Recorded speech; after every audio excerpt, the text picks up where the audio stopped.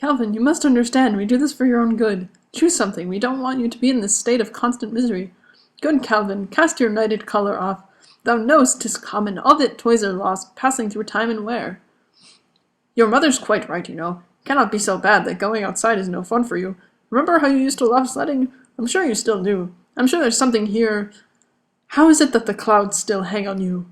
'Tis not alone my ink-colored shirt, dear father, nor customary shirts of solemn black, nor windy suspiration of forced breath, together with all forms, moods, shapes of grief that can denote me truly.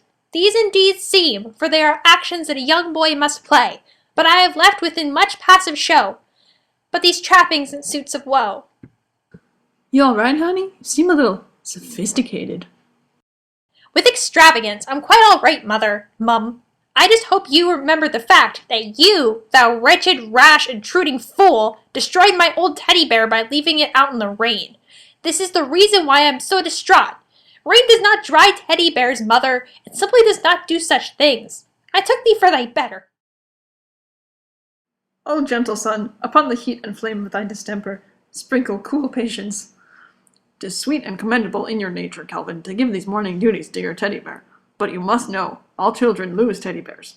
To persevere in obstinate condolement is a course of impious stubbornness and immaturity. 'Tis unmanly grief. Why take a single misfortune to heart? Yorick is in a better place now, I assure you. Although that tattered piece of rag and fluff didn't do much for the atmosphere of the house, it stank and nearly poisoned each morning air that happened to come and attempt to delight our deadened nostrils. We pray you, end this unprevailing woe, and find a new toy to give no less nobility of love. Ah, here's a good toy for you. It comes from England. Your father will approve, I think, though he seems to have moved on to the Lego section. Rosencrantz and Guildenstern is a fine company. They make fine toys, you know. Solidly built in a brilliant color. If I recall, my mother had toys like this. They're a classic. Mom, lead is poisonous. Pish-posh, Calvin, it's for your own good. A boy such as yourself cannot live a fulfilled life without fulfilling toys. These good men have been around much longer than your little self, and may offer sound advice, though they are doing so through a marketed product. Calvin, you need time to reflect, I think. You stay here while your mother and I go look at beds. For your room, of course. You'll probably grow up to be as tall as me is someday, and it's time you start doing so.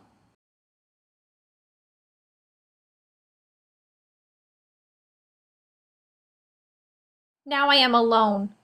To replace or not to replace? That is the question. Whether 'tis nobler in the mind to suffer the mourning of a beloved creature, or to enter a toy store, and by purchase end all thought of them.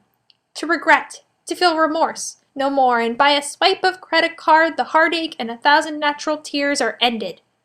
But to forget poor Yorick, aye, there's the rub.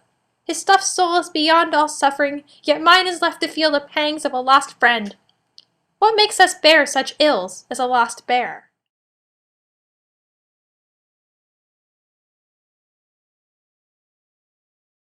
Mom! Dad! I found him! What's your name again? I think it's Hobbes. I don't remember. I heard your mother destroyed your bear. That's rough. Yes. I loved him very much.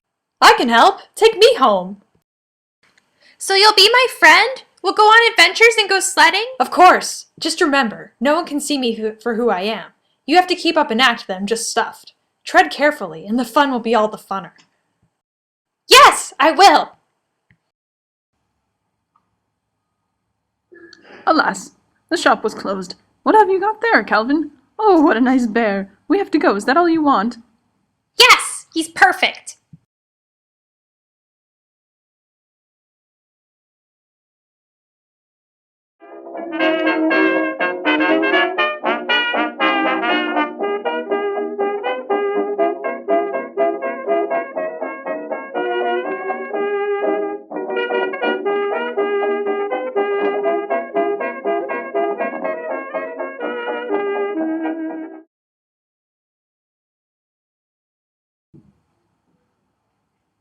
That was a longer day than it should have been. At least it felt that way. Do you think he'll be okay? He seems content with that little tiger he got, but there's something odd about his behavior, don't you think? He'll be fine, although it may be good to keep an eye on him these next few days, just to be sure. We can't let him know that we're watching. He'll be sure to notice if we're too present.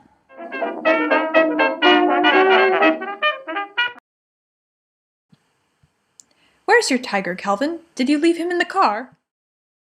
I think he's coming, or I'll look for him. Hobbes! Hobbes, where'd you go? Gotcha!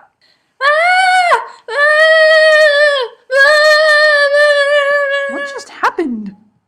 Hobbes attacked me! He came to life and attacked me, Mom! Okay, well, take your shoes off and come on inside. What is this madness? How pregnant sometimes his replies are. A happiness that often madness hits on, which reason and sanity could not so prosperously be delivered of. We will leave him and suddenly contrive the means of seeing why he's acting so strangely. And can you, by no drift of conference, get from him why he puts on this confusion, grading so harshly all his days of quiet with turbulent and dangerous lunacy? Yes, we need a plan. Let's hide behind the couch. Look, he's coming downstairs. Behind the couch we'll convey ourselves to hear the process. I'll warrant he'll tax him home, and as you said, and wisely was it said, 'tis meet that some more audience than a tiger, since nature makes them partial, should o'erhear the speech of vantage.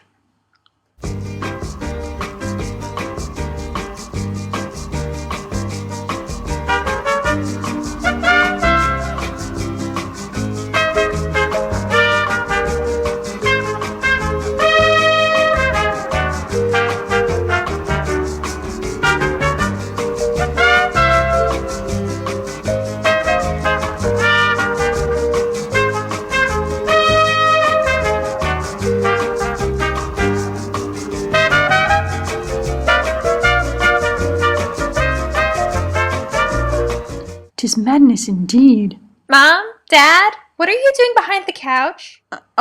Well, we do this for your own good. Did you play the recorder?